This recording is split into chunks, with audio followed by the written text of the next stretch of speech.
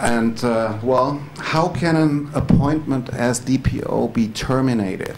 That is also interesting for the management, for the employer. Well, according to German law, appointment can only be revoked for important reasons. For example, if the DPO, if there is a breach of the employment contract, if the DPO commits a crime, for example, data theft or abuses of sensitive data, in such cases, the appointment, of course, can be revoked. And also, in the case of private bodies, the request, at the request of the supervisory authority, so you see they are powerful, the data protection officer, the appointment can be terminated. That has happened in a few cases in Germany, and this can only happen if the authority finds out that the data protection officer does not have the necessary reliability, they call it, and know-how. So if he's not just not well educated enough, his appointment might be revoked.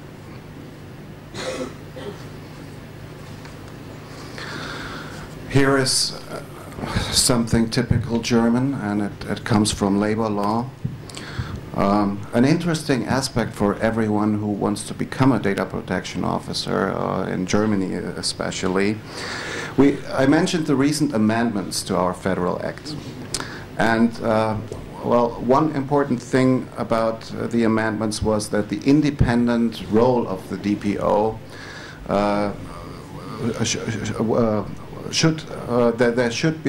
should be strengthened by better protection against dismissal.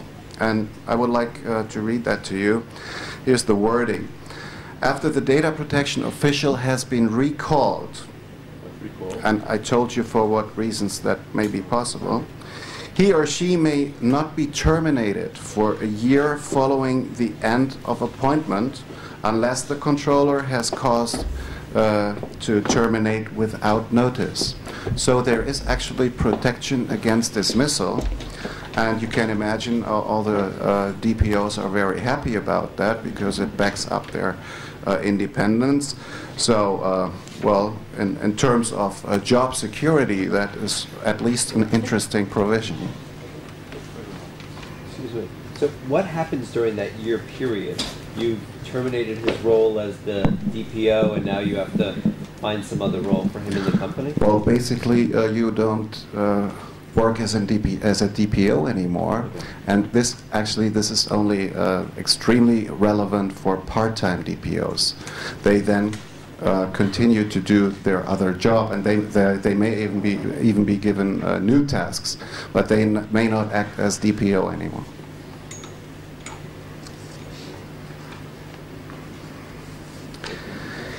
Yeah, talking about the DPO's independence. Article 18 in the directive prescribes that the DPO has to be in a position to exercise his functions in complete independence, just like the data protection authorities have to be completely independent. And, well, he has to do an independent inspection of the processing operations. And for that purpose, the employer, the company management, has to guarantee him the necessary powers by delegation, for example, means, premises, facilities, equipment, and resources. Now, that may vary from case to case, but basically all of that is necessary in order to enable him to do independent inspections. Also, the DPO makes his own professional judgment, and he faces no disadvantages when he makes his own professional judgments. And that is, well, let me just give you one example why this is really important. According to our Federal Act, the DPO must refer to the supervisory authority if he's uncertain about the lawfulness of a processing operation that is subject to prior checking. And well, if the company management, upon report of the DPO, disagrees with him and decides not to consult with the supervisory authority, the DPO faces no disadvantages because of his legal opinion. Is he a lawyer? Is the Sorry? DPO a lawyer? Is the DPO a legal authority? A lawyer? Oh, absolutely not. The He can DPO, make legal decisions, but he's not a lawyer. he can be a lawyer. I will Yeah, get but to. he doesn't have Bojana to. mentioned that already. He can be He a. can be, but it doesn't have to be. Right. He can make legal decisions, and he's not a lawyer. That's what you're saying? He doesn't have to be a lawyer, but he can make legal decisions? Well, legal decisions, he makes his own professional decisions. It doesn't necessarily have to be legal. It can be technical. It can be organizational. But I will get to the point of what should be part of the education of the DPO, and the law part is a very important part, even if the person is not a lawyer or an attorney. But even so, he's not accountable if he understands the law improperly. Yeah, well, he has to have a basic knowledge of data protection law. That's a job prerequisite. That is very important. But he doesn't necessarily have to be a lawyer. Yeah, he also cooperates with the legal department, of course, and he may get know-how from the legal department as well. But in the end, he has to make up his own mind and build his own professional opinion. What about the internal audit? Sorry? What about the internal audit? The internal audit? Yes. As control element again, right? What is the internal audit? Sorry, I can't. Internal auditing. What is the role? Oh, the internal auditing. Yeah. The DPO should at least be part of the internal auditing. He should definitely be involved in that. He should belong to the team, yeah, and also build his professional opinion when it comes to internal auditing. Absolutely. And he is not only, well, let's say somebody who supervises things. He should also be included in the various processes. Absolutely. Since my colleague Mr. Tischler from the Federal Commissioner cannot be here, I would like to add another aspect concerning the communication between the data protection officer and the authority. According to the federal law, the DPOs generally always have the right to consult with the supervisory authority. In the case of prior checking, I told you they have to consult, but in general, for all other processing operations, they may consult with the supervisory authority. And there is also a provision on the DPA's cooperation. The DPA shall advise and support the data protection officer according to the law. When it comes to the question, shall I actually contact the DPO, because I'm not really sure if this or that processing operation would be lawful. When it comes to that question, we advise our members to first coordinate with the company management. Because even though there is protection against dismissal, the role of the DPO is not as strong as to, on his own, contact the supervisory authority in rather formal ways. I told you he has no rights to give instructions. That's only deriving from the company management. And also when it comes to contacting the DPA, that should be done in coordination with the company management. And if that has happened, he is not a double agent.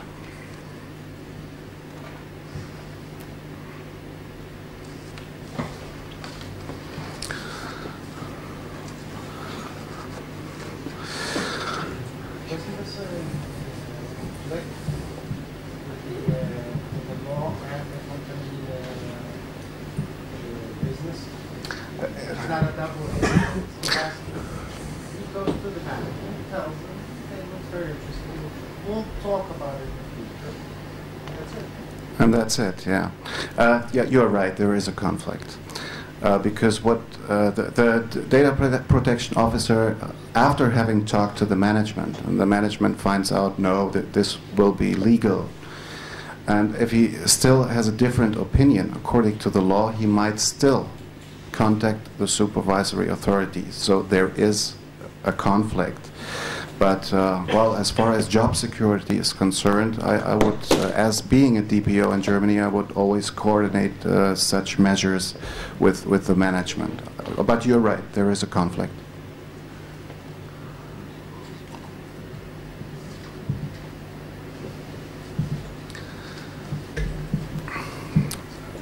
Talking about conflicts, Bojana has already mentioned that it should be possible, the combination of being a DPO and being part of the legal part in the company as well. But there are several possible incompatibilities which also become relevant for part-time DPOs who hold 2 jobs within the company. And while certainly a member of the company management cannot be considered to be independent. And well, what about the CEO? The CEO, the question had already been raised. The HR manager or the chief internal audit department. Well, such combinations are not recommended by German DPAs because of the possible conflicts of interest. For example, the marketing manager may want to use as much personal data as possible to find as many new clients as possible. And that doesn't necessarily have to be in line with the data protection provisions. So there is a conflict of interest, and because of that, the data protection authorities do not recommend this combination. The chief of the internal audit department and the compliance officer. So far, the authorities have not seen any major conflicts when it comes to the combination with the role of the data protection officer. That is now in question after we have had several major data protection scandals involving the screening of employee data in order to fight corruption. The combination of compliance officer DPO and chief internal audit department DPO is in question. Generally, one must say in each and every case, it is necessary to carefully analyze the potential synergies of the job combinations and also the possible conflicts. It always depends on the one case. Last point about secrecy, by the way. 10 minutes. Okay, then I'll have to start to hurry up. Also, the right to keep secrecy belongs to the independent status of the DPO. The DPO is obligated to secrecy concerning the identity of data subjects and concerning circumstances enabling the data subjects to be identified. And, well, the reason for this is that the data subject shall face no disadvantage because of exercising his or her very rights. Imagine an employee launching a complaint vis-à-vis the data protection officer. Some company managements may have an interest to know the names of employees which frequently make use of their privacy rights, and therefore it is necessary to protect their identities. And in this context, from a DPO point of view, it is really important to have a provision in the law that allows the DPO to maintain secrecy. Let's just quickly go through the main tasks of the DPO. Well, obviously, he shall ensure a lawful handling of personal data. and that includes the monitoring monitoring the proper use of data processing programs, prior checking. I already mentioned that, and also this is also an important aspect. The DPO shall also supervise processors acting on behalf of the controller. And then Bojana already mentioned that he's also in charge for watching compliance with internal privacy provisions such as codes of conduct or contractual obligations. Talking about awareness, another important task is to familiarize the staff with data protection provisions, and well, like it's typical for Germany, we have a lot of those. Not only the Federal Act, also the Telecommunications Act, Telemedia Act concerning the Internet, and it belongs to the DPO's obligation to familiarize staff with all the relevant provisions. That is usually combined with a commitment on secrecy, on confidentiality. This is also meant to raise awareness. Persons employed in data processing shall not collect, process, use, or personal data without authorization. And I won't read the whole text, but all the employees will be asked by the German data protection officer to sign such a commitment on confidentiality, and that is really an awareness-raising measure. Transparency, that's in the directive. He has to keep a public register with the content prescribed in the directive. I would like to mention that this is not enough to do the job properly. This is not enough for a basis to do the everyday work. The public register, according to Article 19, is only, well, very general. And in order to do work properly as a DPO, you need much more detailed knowledge about all the different processing operations. And the public register has to be made available for anyone asking for it. When this regulation was new, companies and data protection officers were afraid that people might just walk into the company, masses of people would walk into the companies and ask for the public register. Now, that hasn't happened so far. To our knowledge, not very few people go to companies and ask for the public register. The DPO also shall keep a list of persons entitled to access personal data. Well, that's important for obvious reasons. And he's also, by delegation, in charge to guarantee the data subject's rights of information access, correction, deletion, and so on. So he's also in charge of for complaint handling.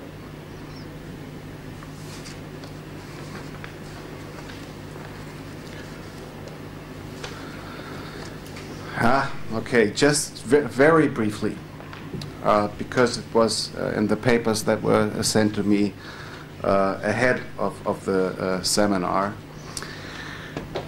Talking about breach notification, Bojana already did. Well, if a breach occurs, data protection authorities and the data subjects have to be informed and notified.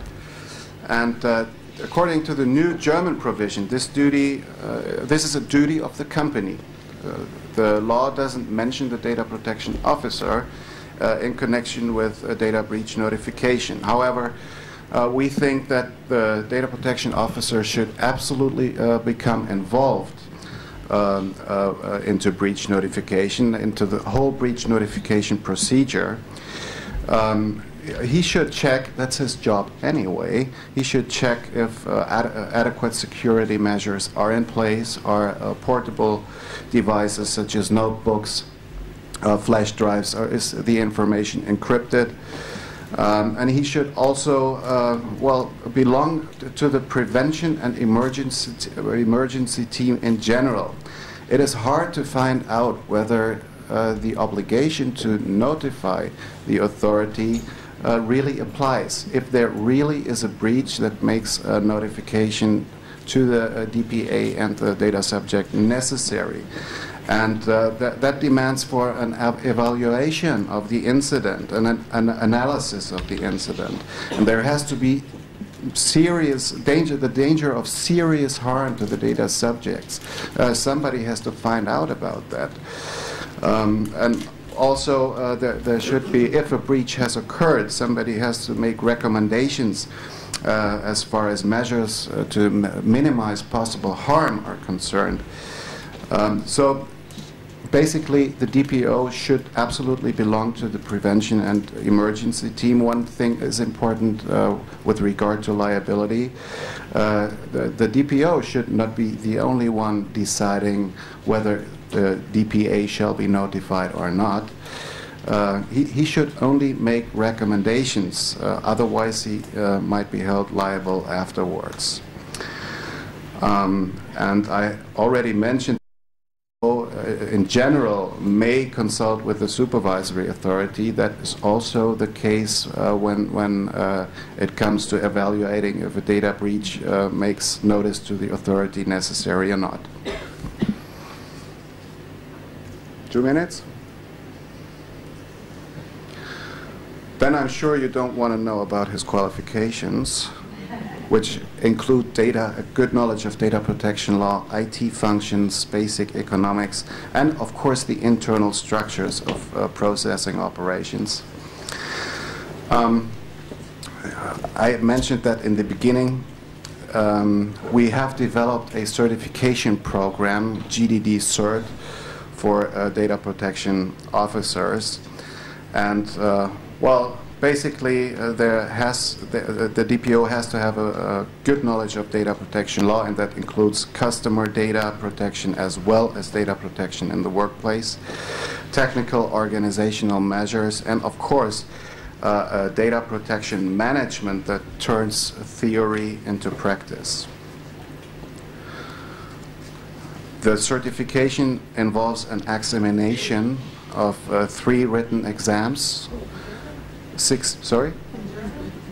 In German, yeah. Yeah. For the English certification, you have to contact our strategic partner, the IAPP. Okay, there are 3. German is very important for data protection because a lot of things happen there, so we better learn German, I think. Well, the examination includes 3 written exams, 60 minutes each. It includes questions, can also be multiple choice questions, and case studies. It's usually a combination. And then there's also an oral exam where a practical case has to be solved in discussion and also with a discussion.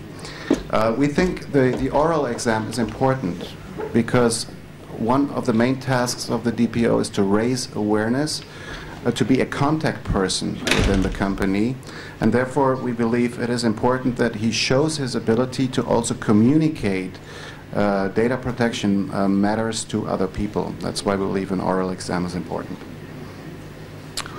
Why is a certification good? Well, it provides evidence of the qualification to the data protection authority, to the customer, within the own company, and well, that may, for processors, that may even be also a competitive advantage.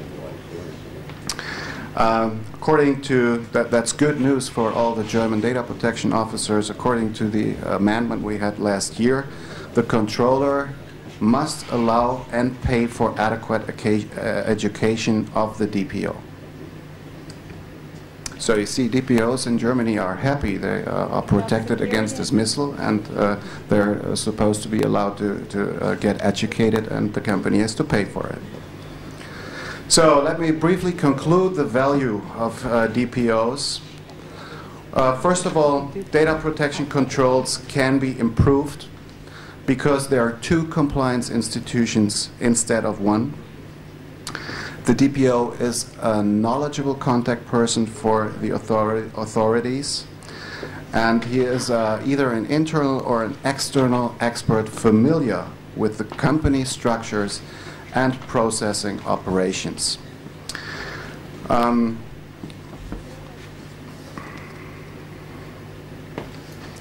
Secondly, corporate privacy management by the data protection officer contributes to customer and employee satisfaction, and therefore to the overall success of a company.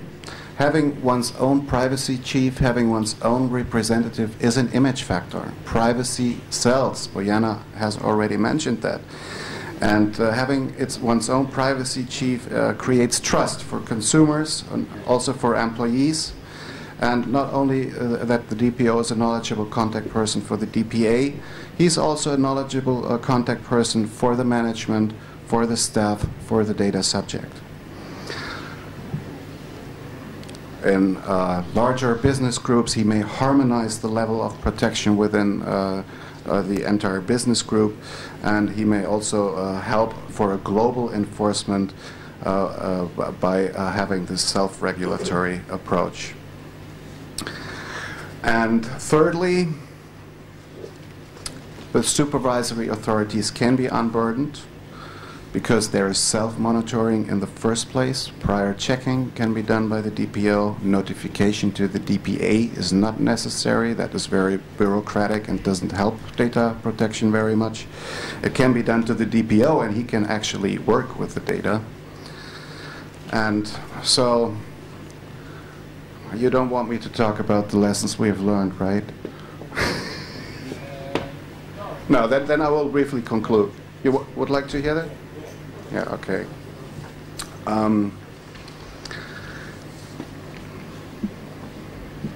Yeah. Maybe you have heard of it. We've had several major so-called data protection scandals in Germany.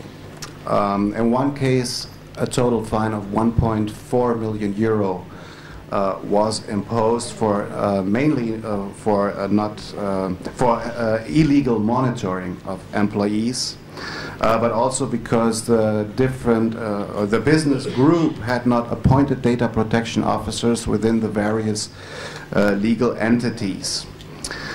In another case, a fine of 1.1 million euro was imposed, mainly because of illegal uses of employee data again, including the screening of employee data for compliance purposes. And we have also had cases of illegal trading of customer data involving data theft and abuses of call center employees and other incidents. Such incidents have been covered heavily by the media in Germany, and that did great harm to the companies. And the companies have reacted strongly. They have implemented data protection within even within their directory boards. We hope that that also helps the role of the data protection, to promote the role of the data protection officer. And still, looking at the accumulation of data protection breaches in the last couple of years in Germany, there is at least one open question, and I will finish after that. If the DPO concept in Germany works well, yeah, that is true, but how can such scandals, such breaches occur? And the answer to that question is fairly easy. In the relevant cases, the data protection officers simply had not become involved. They had not been informed about crucial processing operations. And this is why the GDD believes, even in Germany, the role of the data protection officer shall be strengthened with regard to prior information. He has to be informed of all new projects, especially of crucial processing operations before they happen. So we have learned this lesson, and we have communicated, the GDD has communicated the necessity of even strengthening the DPO to the German legislator. We have also communicated this to the European Commission. And Well, this is definitely my last slide. When it comes to the question of generalizing the data protection officer, I would, in context with that, I would like to quote the Article 29 Working Party, who said the following: when considering the opportunity of generalizing data protection officials, that is, shifting from administrative to internal supervision, appropriate attention should be made both to the experience gathered by the member states with the application of the law and the local legal culture. Now, that is very true. But no matter what the business title may be data protection officer, may it be data protection representative, corporate privacy officer, no matter what the business title may be, somebody has to do this increasingly important job. And those people should be in a position to perform their job properly and effectively. Thank you for your attention.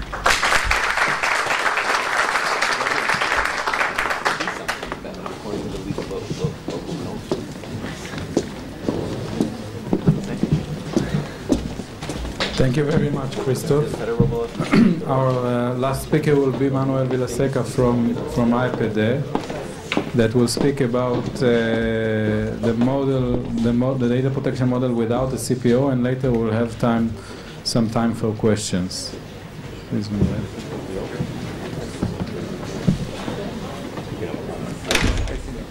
Here it is.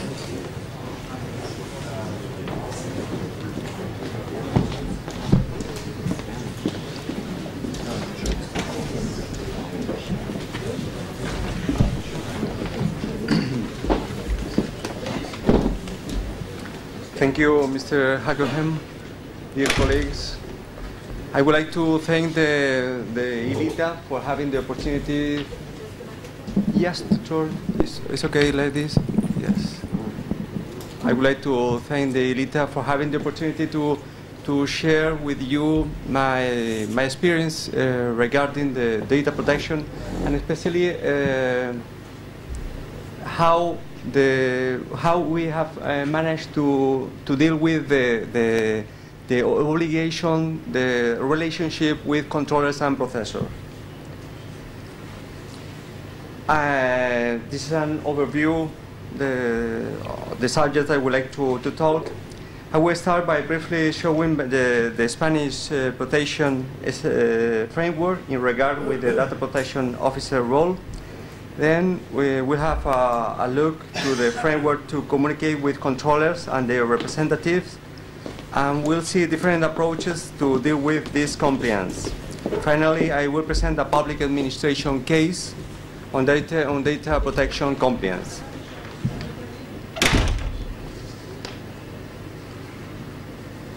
Here you can see the importance of the appointment of one or more data protection or privacy officers with adequate qualifications. You have here the different names, talking about data protection officer or corporate privacy officers, and is deemed to be a proactive measure, very useful, as stated in the EU directive and in domestic laws. In addition, the international standards adopted in Madrid in the 31st International Conference promote to appoint the privacy officers, as well as on efficient audits on privacy impact assessment. And somehow I want to say that the appointment of data privacy officer has directly connected with the exemption of the obligation of notification. Is in the directive, is directly connected, and is a way to exempt the obligation to notify the DPA the existence of files processing of personal data.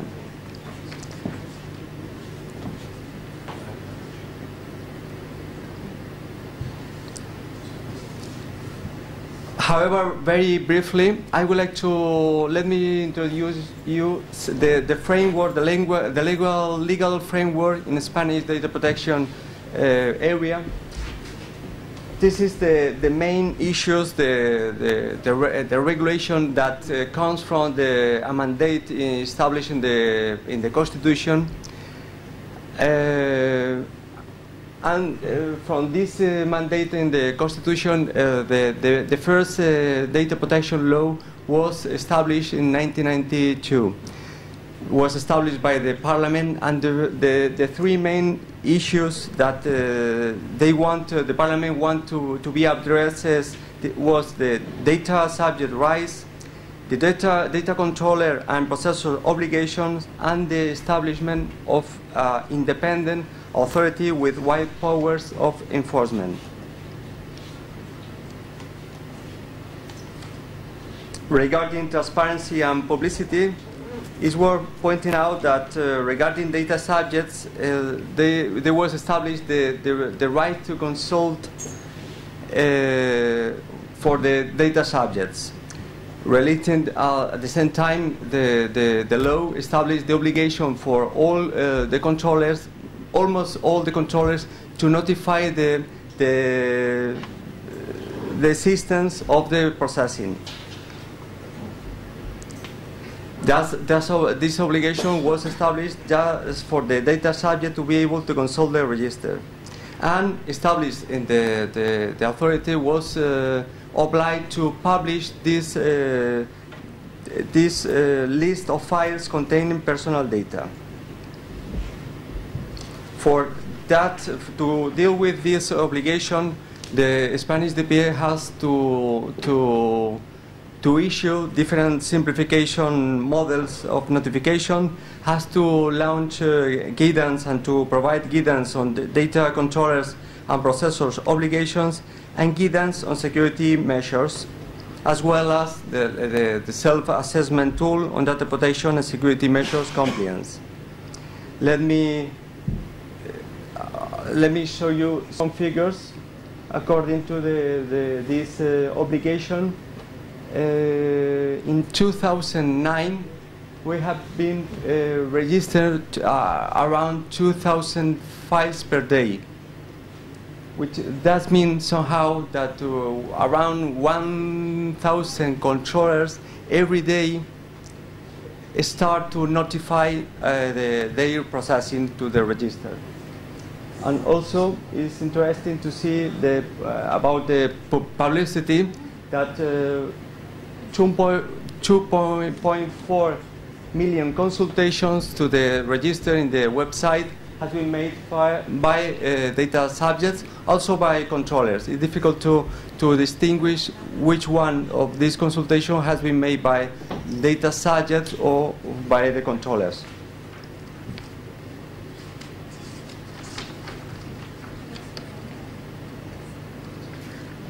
Here you can see some milestones in the registration life, starting in the 1994 and finishing in the 2009 with 1.6 million of file processing, corresponding approximately to 640,000 bodies and private entities acting as controllers. Do they have to pay for notification? Sorry? Do they have to pay for notification? No, it's free.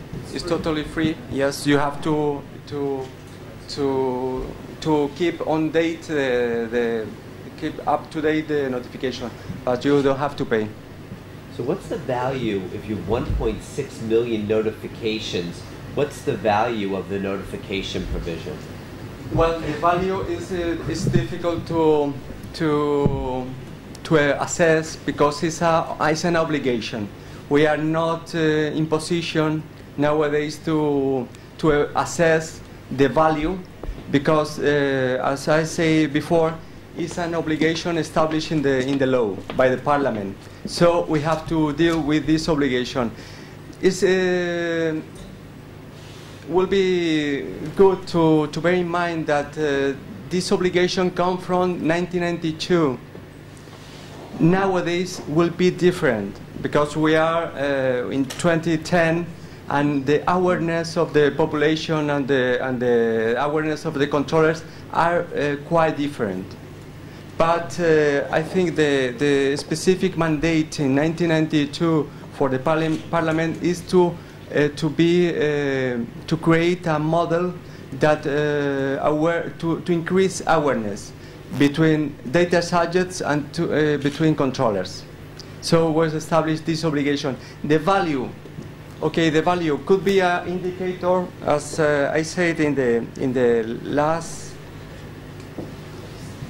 This could be an indicator, thinking that every day around 1,000 controllers start to somehow start to comply with data protection obligation will be a sort of indicator that will be useful for that reason.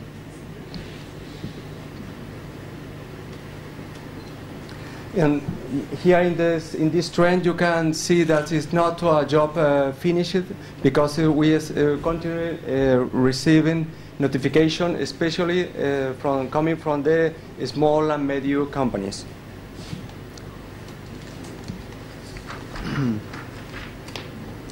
Okay, as you know, Spanish data protection regulation has not transposed the feature of data protection official. So we have to create, we have to learn from the controllers, from our job with the controllers, different approximations to better with the relation with controllers.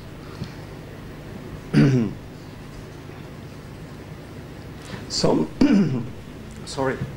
examples of these channels to create collaboration with controllers would be the collaboration with corporate privacy officers. It doesn't exist as a regular feature in Spanish regulation, but we have a provision to appoint security officers. All controllers who collect sensitive data are obliged to appoint a security officers. It's a security officer, not in the sense of data protection officer. Has not so wide responsibilities, but just for security measure. And you'll see will be it's a good person of contact to communicate with the company. Collaboration with corporate privacy officer from public bodies and private companies to better with registration procedures, international data transfer, binding corporate rules, codes of conduct. Also, another way will be sector-based auditing, just to provide recommendations. It's not for it's not to find in case the controller doesn't complain, but it's just to issue a recommendation, and the most relevant will be staff recruitment on the internet, electronic ban, electronic commerce, video surveillance, creditworthiness, health institutions, and elaborating codes of conduct. Codes of conduct shall have the status of codes of ethics or good professional practice, and shall be binding on subscribers. It's a way to promote self-regulation somehow between the controllers. This feature is included in the directive and was transposed into the Spanish law.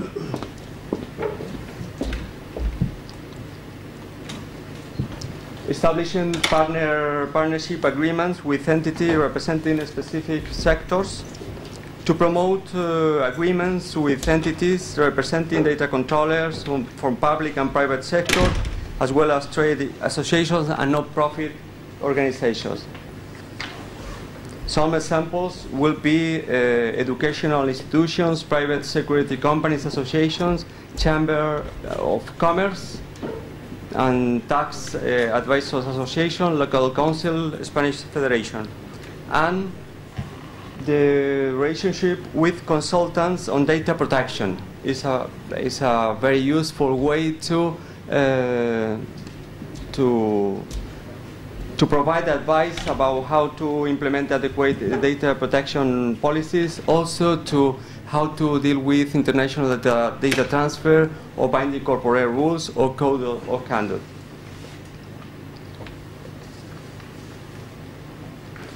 There is different approaches from adopted by controllers. Could be depending on they were small companies. They take data protection issues by their own, or they can outsource data protection issues totally or partially, or compliance could be deal with on data protection focus on security issues somehow. It's a starting point considering that security officer is a mandatory position for most of the controllers. And finally, focus, and is the more mature model, focus on a compliance department. And this is just a case how to deal with a data compliance department. In this case, it's not a person, but could be a department. We don't having the obligation to appoint a natural person. In this case, all the main issues, notification, advisor, consultative, institutional relationship with the DPAs, corporate policies and strategies, auditing, is deal with a department. And this is the case taken from a local council, not very big.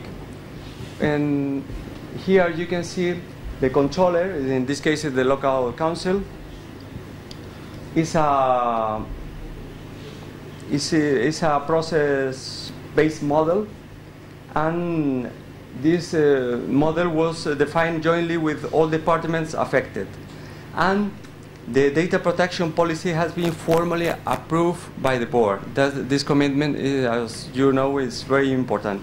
The main figures you can see here, the data controller is the body, is the local council, but you had the data protection compliance department, which assumes the duty of coordinating, driving, and supervising the data protection system.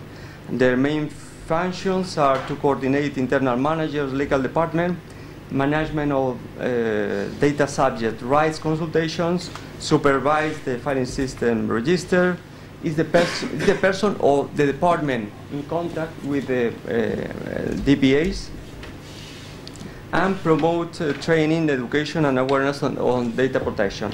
The security officer will be the person. This is a natural person, could be one or several security officers appointed by the controller, and is the person in charge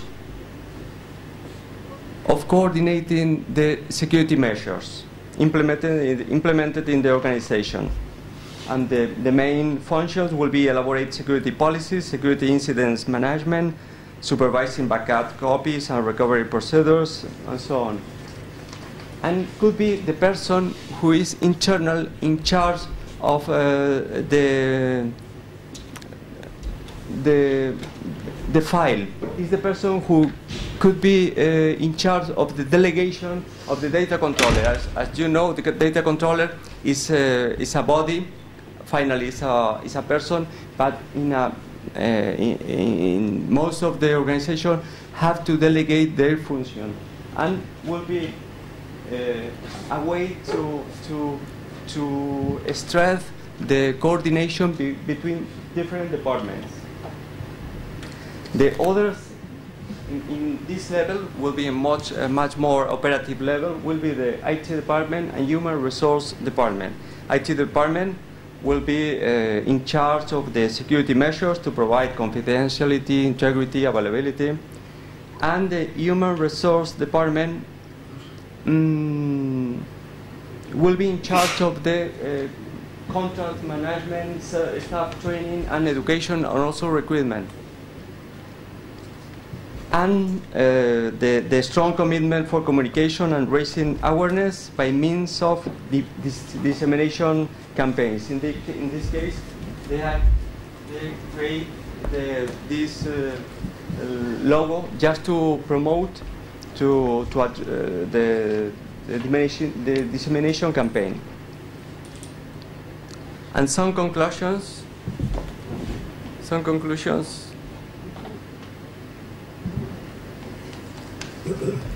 Data protection official officer will be a useful and proactive feature to deal with data protection issues.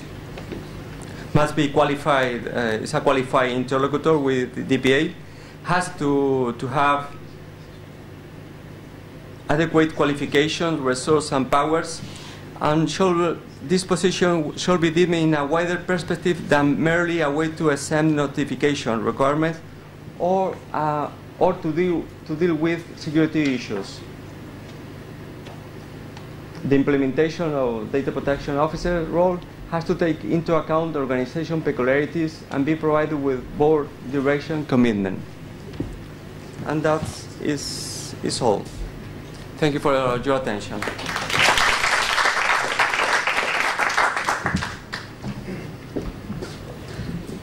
Thank you, Manuel. We will now move to questions if there are questions. Yeah. So, want to sit?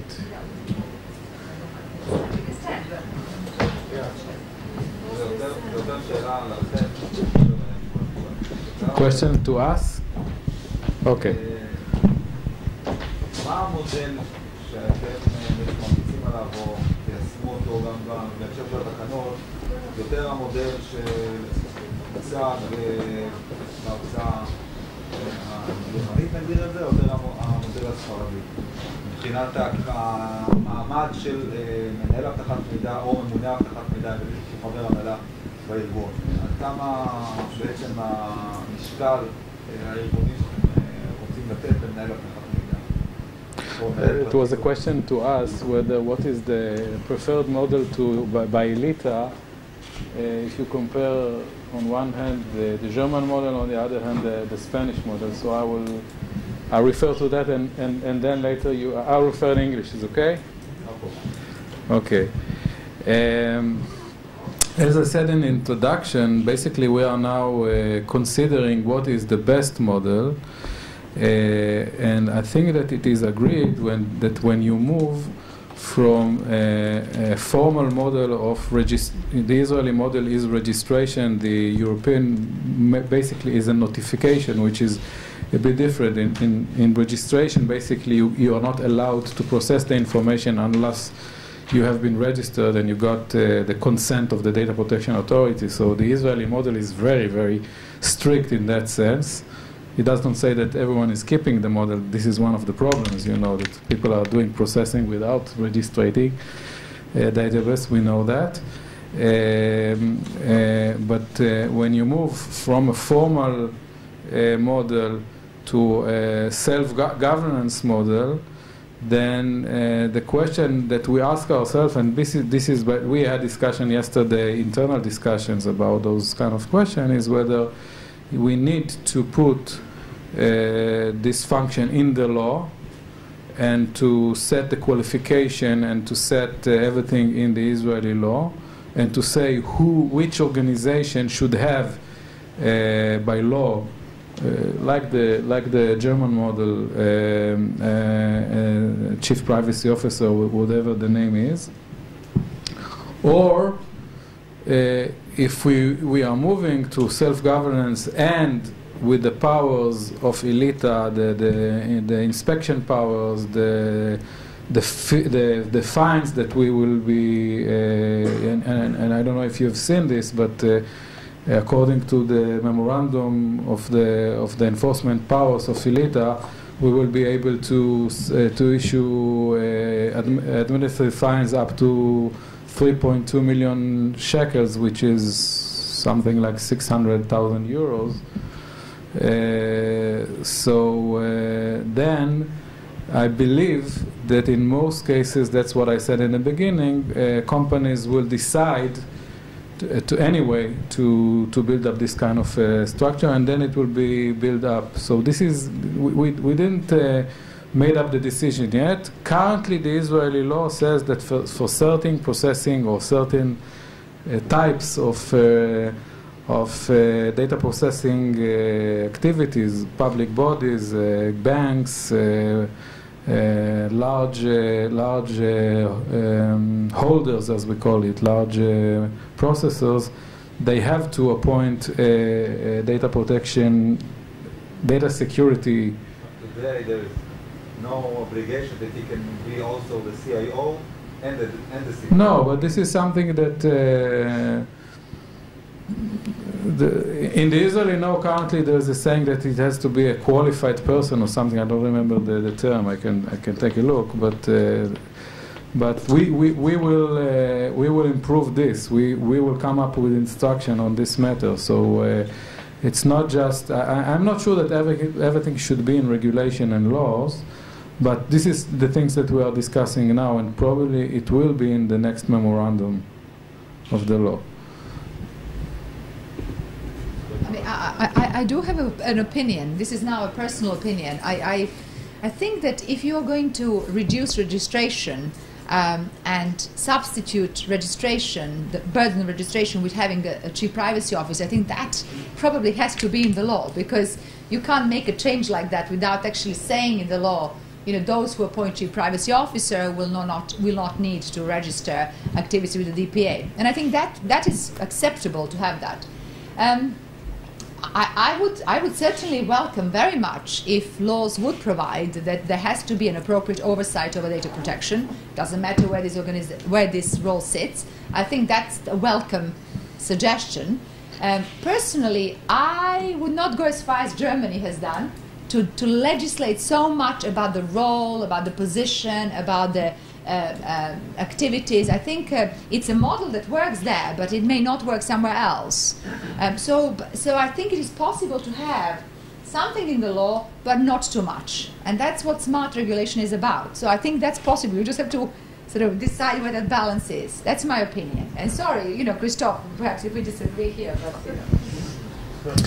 I don't disagree with you at all as far as notification is concerned. We really think this is a rather formal thing that can be avoided, and it makes really sense to notify to the internal supervision institution, which is the data protection officer, because he actually can do something with the notification. And the authority basically only stores it until something happens. So I would agree with you on that. Well, of course, I'm a little biased here as far as the question German model or Spanish model is concerned. I would recommend the German model for the reasons I've mentioned. Still, I do agree with you, not with you both. Not everything has to be written in the law. But still, I think having some important descriptions, not very many, but some important descriptions legally defined within the law may also help to sharpen the role of the data protection officer and may help his development overall. And I think because his position is becoming increasingly important, there should be at least some provisions clarifying his role. Yes, only add that whatever the model you choose, I think the most important thing is for the model to be consistent. So all aspects of data protection should be covered. Data subject rights, consultation whenever internally in the companies or in the bodies or in the public register, and security issues well managed. Everything related to data protection will handle. Is there a plan to have a sort of symposium between Israelis? We have a lot of questions. You're pushing a lot of legal agendas, which we're very happy with. I'm not complaining. But we feel that it's very nice to hear all over the world what's happening, and we're still very far away from them. And who's making the decisions? Is there a political arm twisting here, economical arm twisting? What's going on? We are not getting feedback from you. And we know you're working and doing a lot of things, especially as we want to become part of the OECD. Where are we? We have a symposium where we all go to the deeper. Okay. First of all, those kind of events is part of the symposium, is part of the discussion, and this is why I'm answering, and I'm speaking in the beginning. And also, we are, as I mentioned, we are disclosing a lot of information in our website and via Facebook and distribution lists, and we are. It's a one-way street. No, it's not a one-way, because we are. What we ask is to get comments from the public, and we are getting. We are setting a date, basically, because we have to set a date for it to be final, but we are asking to get comments, and we are getting comments. We got comments for the data security regulations offer, and we are getting also comments now for the instruction of remote identification, and this is the way that we can have discussions, and if we participate, like. It's not just me, it's also the legal department. People are going and if we are being invited to speak in forums, I spoke with in the ISACA forum. I spoke with yesterday. The head of legal department was in the chambers of commerce. So we have quite a lot of discussions. We, by the way, go a lot to the parliament to be part of the discussion. And I've been to the Bar Association a week ago, to the Privacy Committee. So we are discussing, and I think that we are pretty open. And you can always, if you want to discuss something, you can always send a mail to ilita@justice.gov.il. And we are basically coming back. So we are now in internal discussions of how to build up the kind of a pre-ruling model that we would allow companies to address us with questions. We, as every regulator, would say we have limited resources. And we are doing quite a lot, as you see, but we will have kind of a pre-ruling mechanism, and if the questions are important, we also will, like the model that are being conducted by other Israeli regulating bodies, Israeli Securities Exchange Commission, we will publish the outcome of those consultants, if it can be, if it's not a matter of commercial trades or things like that. My last question, I promise. In the German model, they have a very microscopic view of the law. It starts from the very basis, we're talking SMBs to enterprise. Yeah. From what I'm getting from you, you're taking a high-level overview of the law to be more or less worldwide compliant to what's going on. but how will it affect the small businesses? In the Spanish model, even the carpenter has to, if he has data, he has to divulge. Here it's very immediate still. It's not. It's still on the side, and we still don't know how to accept these things. And there are a lot of technological things that we're doing today that affect us, and we may or may not be going against the law. We don't know. Okay. In that sense, I want to separate between the formal aspects of the law and the substantial aspects of the law. From the substantial point of view, it doesn't matter if it's a one-person processor or 100,000 people processor or controller. There are substantive, if you need to get consent to do processing, it doesn't matter if you're one person that is doing professor, a doctor, a medical doctor, or a huge enterprise. You have to comply with the substantial aspects of the law.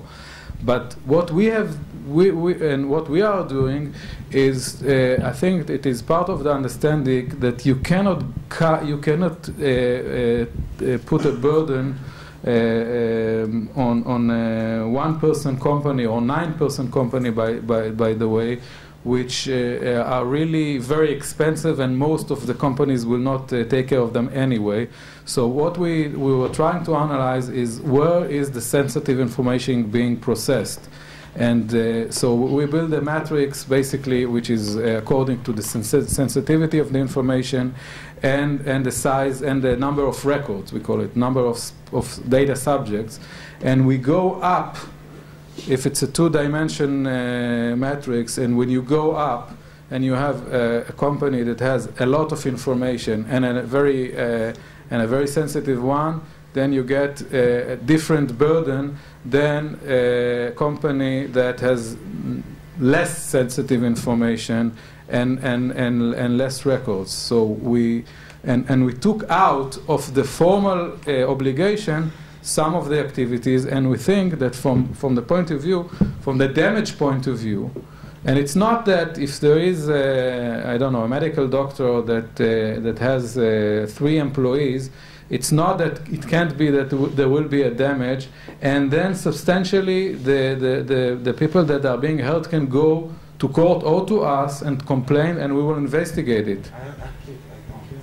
For instance, these are issues that we think we should be able to speak to you about. For instance, if I'm a psychiatrist, yes, and one person, but I have 50 patients and I have all kinds of psychological problems. Yeah. According to the way you see the law, he doesn't have employees, so he doesn't have to divulge. No, I said substantially he has all the obligations. But if we keep, like for instance, if we probably will move from registration to kind of notifications in some aspects, so we probably will free him from notification, okay? Because from the point of view of the Data Protection Authority, from the Data Protection Authority point of view, I'm not talking about from the Data Protection Law point of view, he is not interesting for us.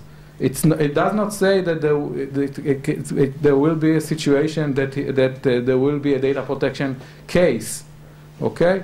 But I think that if you look, that basically data protection activities are happening everywhere on the daily basis of the administration, the public administration, the third.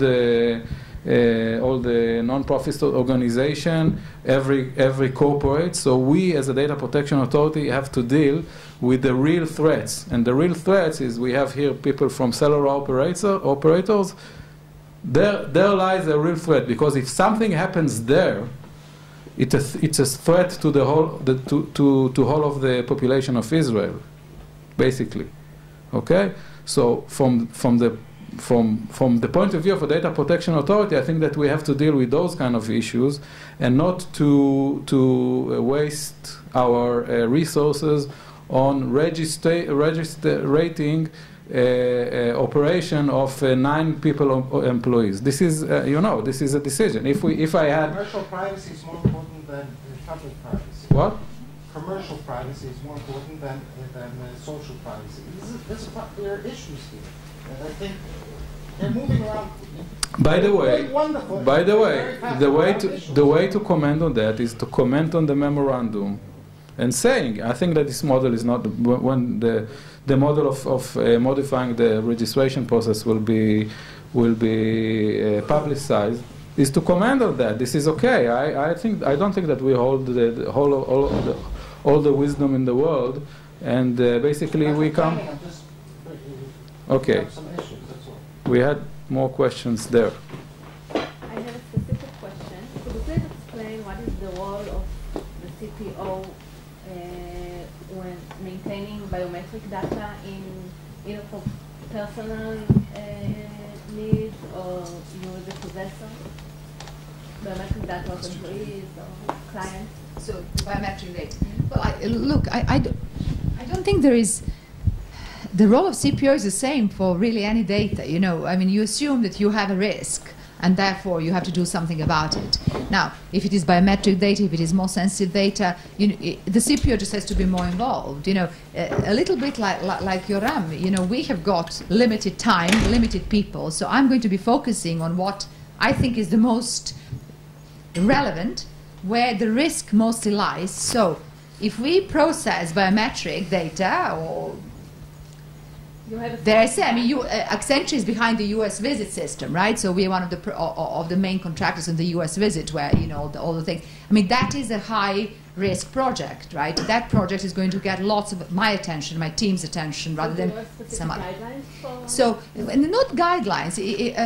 Well, yes, there could be guidelines. It depends on the sensitivity of the data, what they have to do. But in terms of the review and audit and control, things we talked about, I'm going to be focusing more on that than perhaps on something else, because this is where my risk lies, and this is where the sensitivity are. And this is, frankly, if there is cyber attack, well, luckily they don't know about it, but yeah, if there is a cyber attack, that's where, I might be most vulnerable. That's where the criminals will want to steal. It's either credit card data, or it's either sort of some of the other sensitive data.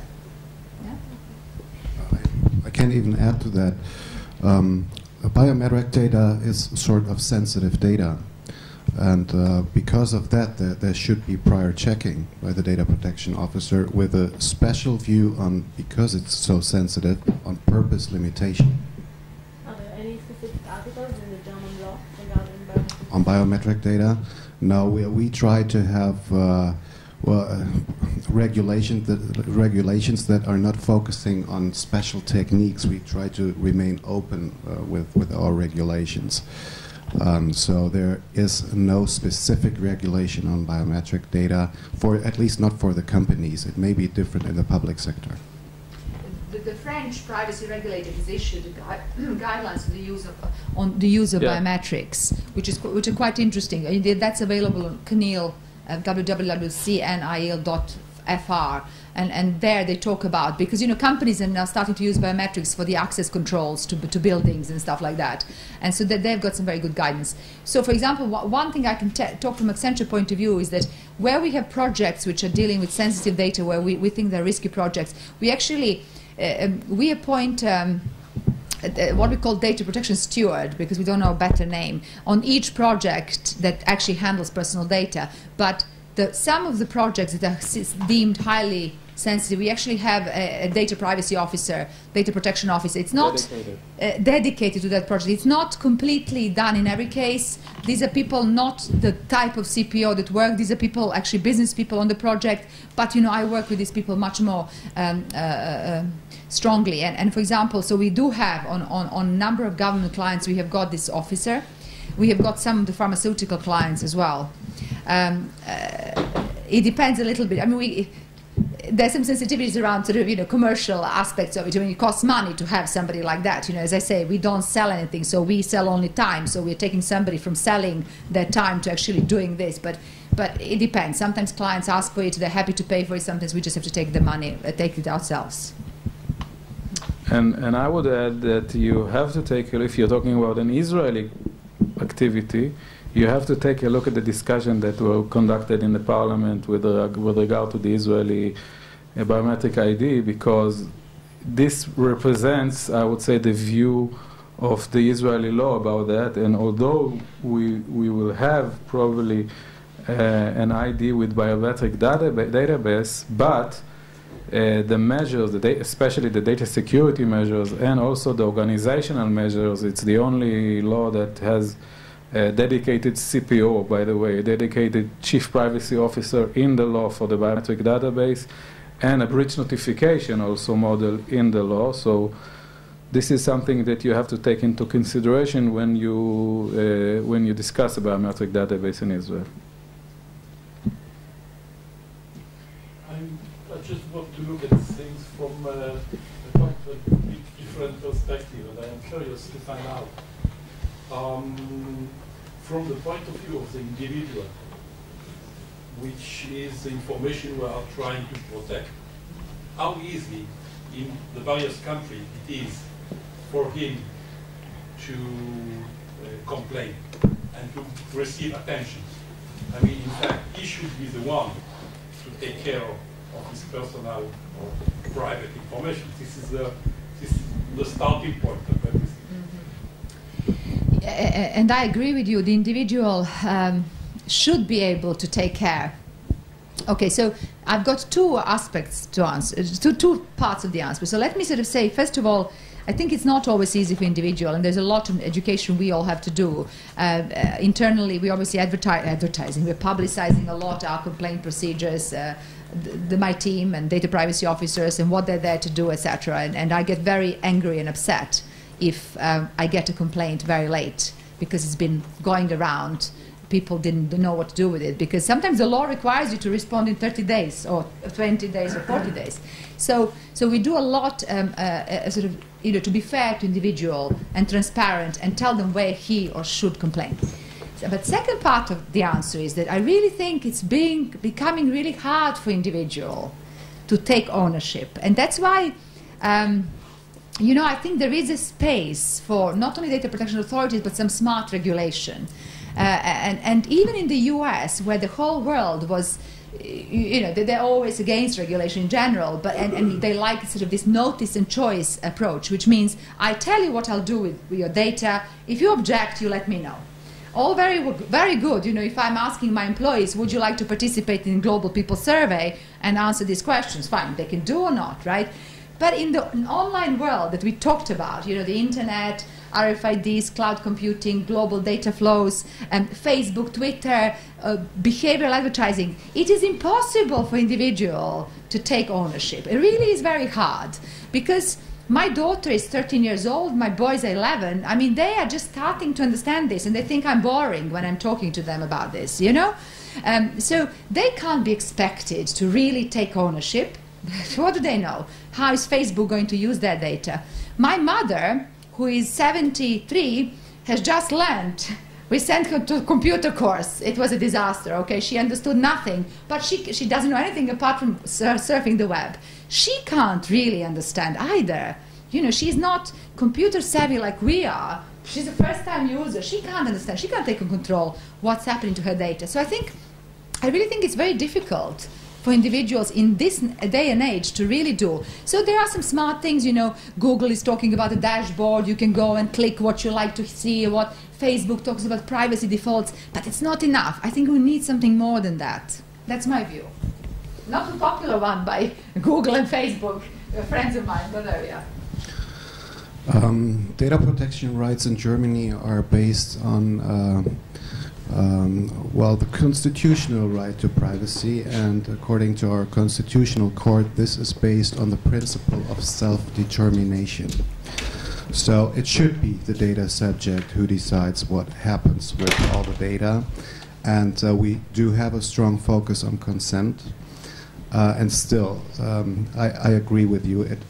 With all the technologies, it has become really difficult, and that is why transparency is so important. It is really necessary to inform the data subjects as good as possible.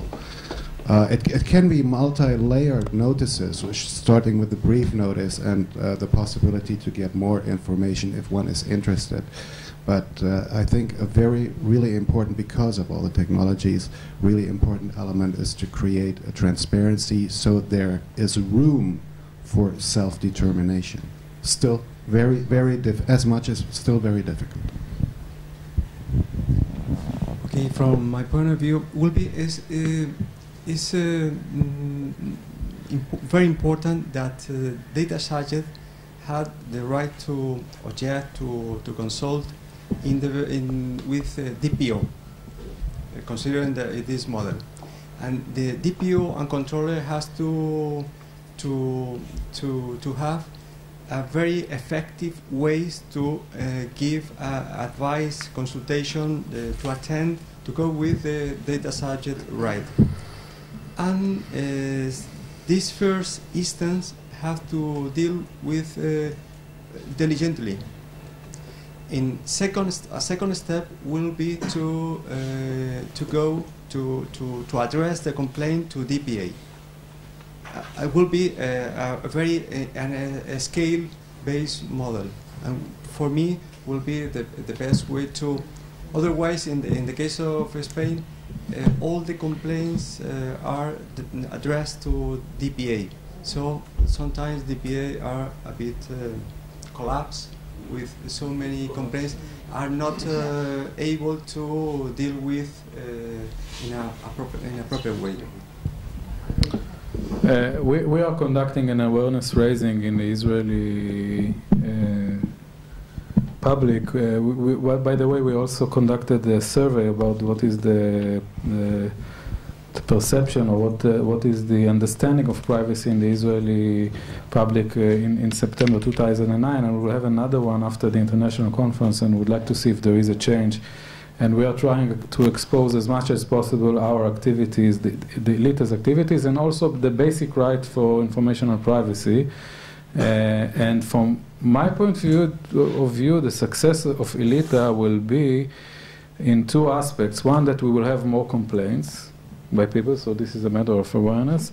And more than that, if people will stand for the rights without the DPA, because the DPA always will be with very limited resources, and people, if people will use the class action tool, which is a very important one, because this is a way that how one person can affect a group in that sense. So if people will use this